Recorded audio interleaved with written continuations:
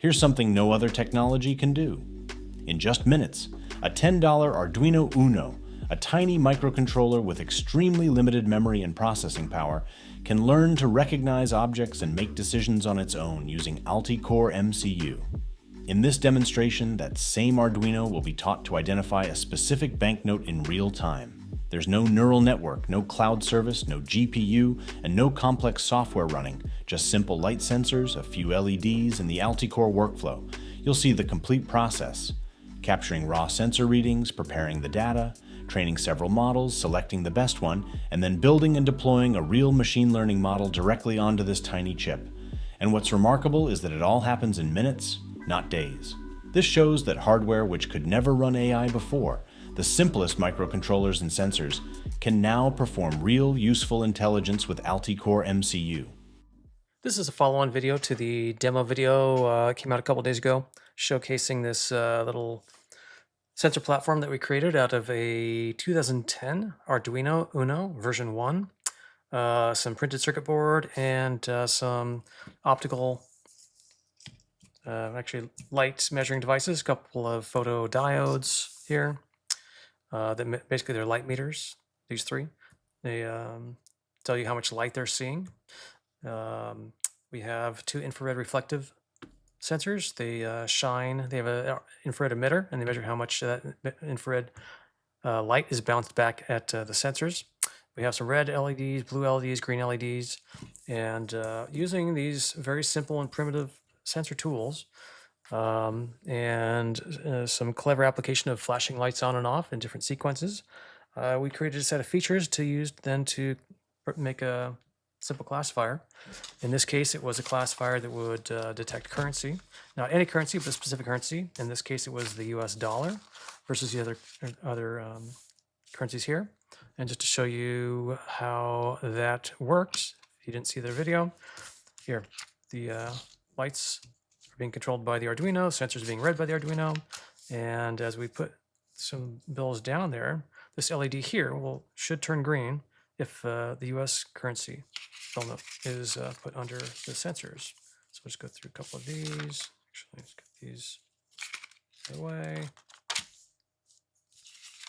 No detection, no detection. All right, let's try the dollar. There we go. Yep, see, it detects it. One interesting thing I realized after that first video, by the way, when you're training and we're just putting all the bills in the proper way, and while the US dollar is pretty reliably detected, if you turn it over,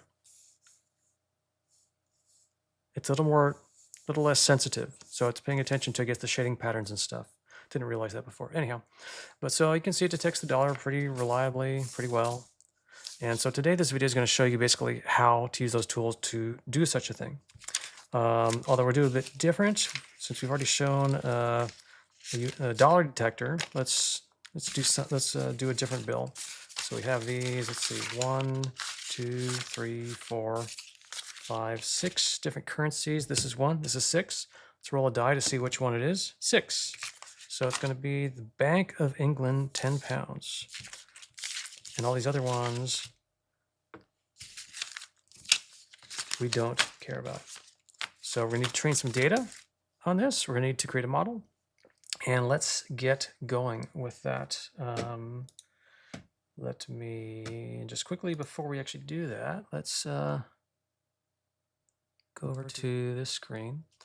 This is just DigiKey. Here's some of the devices. The device that we're using is the Arduino version 1. Like I said, it's a very simple microcontroller, 16 megahertz, only 2 kilobytes of memory. It's 2 kilobytes, not megabytes, kilobytes, and about 32K program storage, of which I think only 22 kilobytes is really available. So small programs, small data, slow throughput. It's low power though, and it can do plenty of things here. Using the AltiCore technology, it can do about 9,000 inferences per second. This is not running at that here because the LEDs are too slow for that. It's running as fast as the LEDs will turn on and turn off and get stable readings on the light sensors, which gives us something, I don't know, maybe just a few samples per second. But as far as the inference goes, you can do 9,000 on this card. But here on screen, here's the chips that drive this thing. About $1.50, $2, depending on which package you want to get for that. And actually, let me take this off for a second. Here, the Amazon Arduino R3. This is the current version out there still. $9 for this thing. And the PCBs, here's 10 of them for $7.60. Here's the photodiodes that we're using. Pack of 10 for $8.98. And the IR reflective sensors that we're using 2 of these, and that's $8 for a pack of 10. So this whole package that you see here, plus another dollar or so for some resistors and wiring and solder, this whole package, I'm sure that you're looking at here, is under under 15 bucks. So it's not some crazy extravagant thing. Anyway, so let's get busy training this thing. So the first thing we need to do, let me bring this back over here. First thing that I need to do is to get a project space set up here. And we'll do that simply by going to the C drive. Let's making a folder called test. Let's go into there. We're going to copy in a couple of things from the AltiCore template for the Arduino. First thing we're going to want is the actual template that's for deploying a model to this card, an Evo chip model. So let's copy that in here. We will also need the Evo chip modeling executable to take the training data and turn it into a model that the template can then put into the Arduino. And then here's a config for that modeling process already set up. And the next thing we need to do is need to program this card for capturing our training data. So to do that, we'll plug it into the computer USB. We will use this other tool from the AltiCore tools. This is going to allow us to capture data back from this Arduino. All I have to do is make sure it's set to the right US COM port here and send the programming to the device, which is doing now. It's done uploading. It should start flashing. There we go. And now I can close this. We're going to use another tool called TerraTerm. What this programming does in the device, it reads the sensors and sends the data back as rows of comma delimited values that we can save as a CSV file. So let's connect to this device. We need to set the serial port speed to the speed actually being used by the sensor board. There we go. We can see the data coming in, so we know that's all working. So we will then disconnect this again. We will get this all set up to log this to a file. Let's clear the buffer first of all. Let's set the log to save in our work project directory. We'll call it data.csv.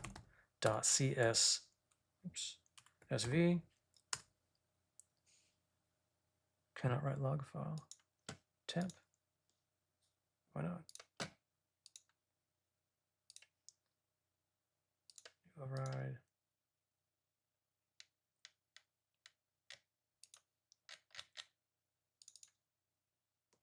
Let's try it again. Data.csv. Okay, that seems to be working. Not sure what the deal was. Okay, so logging is there. Let's go into the right file. Now, next thing we need to do is we're going to plug this in. Once we do that, let's start capturing data. And we're going to then, let me switch over to the screen. We are then going to put them under so it can sample it, get some data. We're going to go through each of these that we don't care about. Then we're going to do the one that we do care about. And the way we're going to tell it that we care about it is this button here. When I finally put this one under there, I'll push this button, which will tell it this is the one to pay attention to be able to separate, distinguish from the rest of them. But we will start off here. Start off with these. And let's plug it in and let's get going. Okay, and I can see data is coming in. So let's start doing some training or capturing some training data.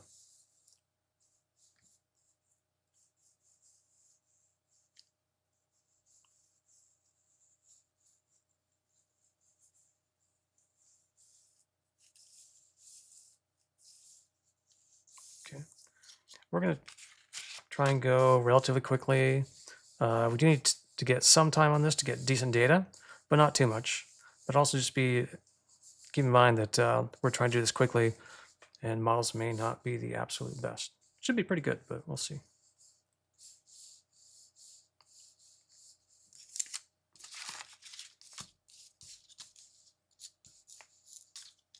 Actually, these are nowhere near. There's no interference by reflected light or anything like that.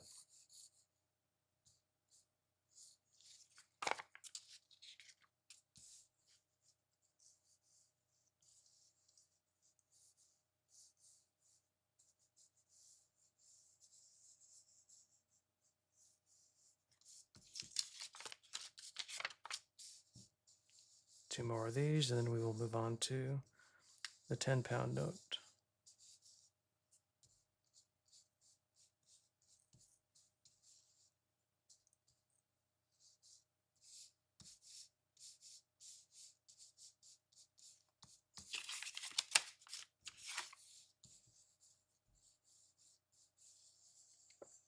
It's probably the most time-consuming part of the process.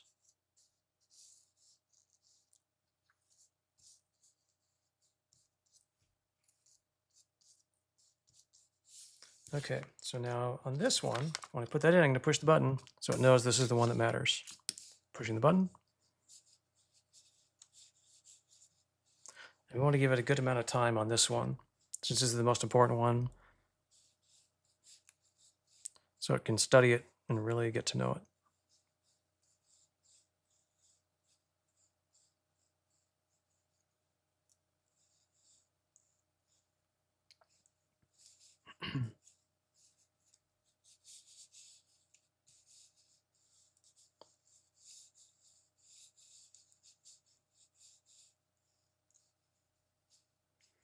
Okay, that's probably good enough. Get another second or two. Okay, so bringing it out, stop pressing the button. So now we have collected our data. We can go ahead and stop TerraTerm. Actually, stop logging first. Okay, close TerraTerm. We can disconnect this. And let's go back to this screen. And if we go to our test folder, now there's the data.csv. We are going to take a quick peek at that, make sure like the last line wasn't cut off when you were telling it to stop logging. Looks pretty good here.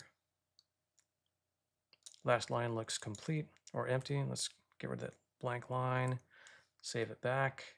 And we have, now what we have to do is we have to clean or prepare this data. And that's pretty simple. There's only two things that happen in this process, and that is to, one, shuffle all the rows so they're all in random order. They're not all grouped together. Like right now, all the observations for the 10-pound note were all next to each other in the data set. We want them all randomly scattered throughout the data set. And we also want to delete the records that happened within like 1 second of pushing the button, because there's no way to push the button millisecond precision. So some of those samples around that button press may not be completely accurate. So we'll just get rid of them because we have enough samples otherwise. So this is already set up with our test folder and data.csv. All we need to do is start without debugging. This is just a Python script provided with AltiCore for this purpose. Can run any Python environment. I'm using Visual Studio here just for convenience. It looks like, so we captured almost 1,700 observations here. It removed 38 of those observations because they happened within 1 second of the button press. 23% of the observations were of the 10-pound banknote. 76.6 were of all the other stuff. So now that that is done, we can close this. And the last thing to do here, well, the next thing to do is to create a model for this. That is quite easy too. We already have a preset configuration file. This configuration file is pretty straightforward and simple.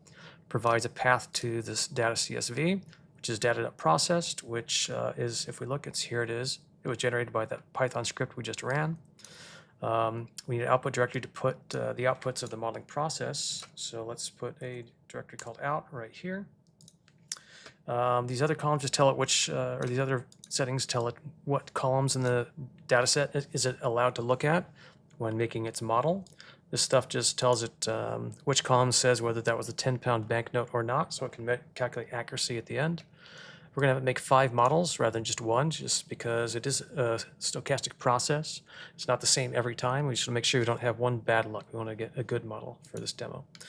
And the rest of the stuff just tells it how much time to spend on it. We're going to spend a little bit of time, but not very much.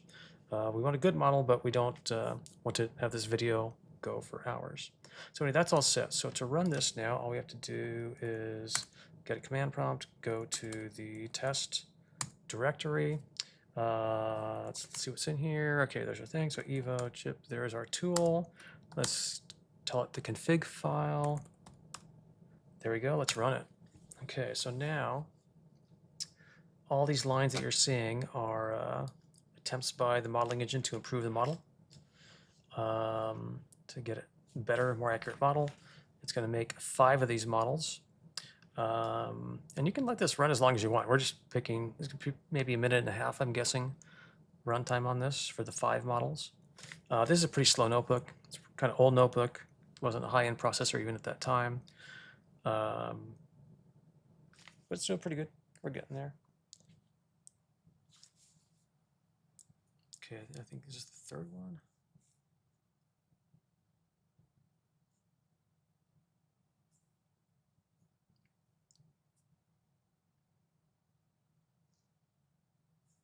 I think this should be the last one.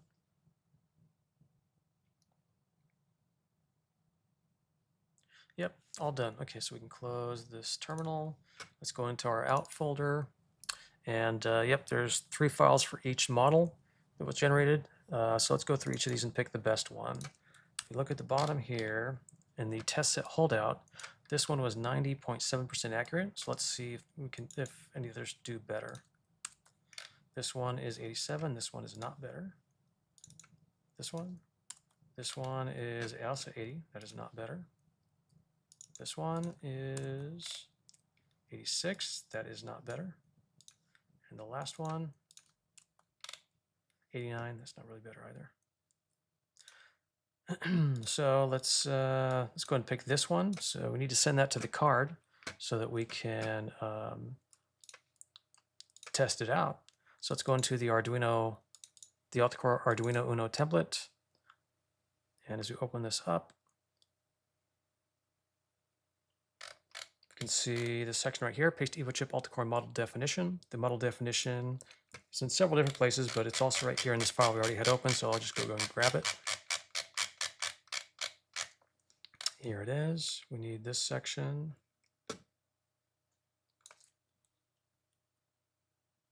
Copy that, paste that, save it, plug in the card,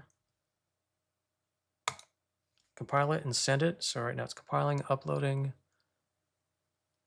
Okay, card's been programmed. Okay, now it's actually measuring. So let's switch to the screen and see how it works.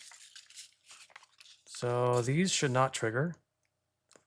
Might get a false flash as moving in. The motion blur sometimes can confuse it. So far, so good. All right, the test though, does it get this? It does, yay. So it does get that fine. Let's see if there's any other false.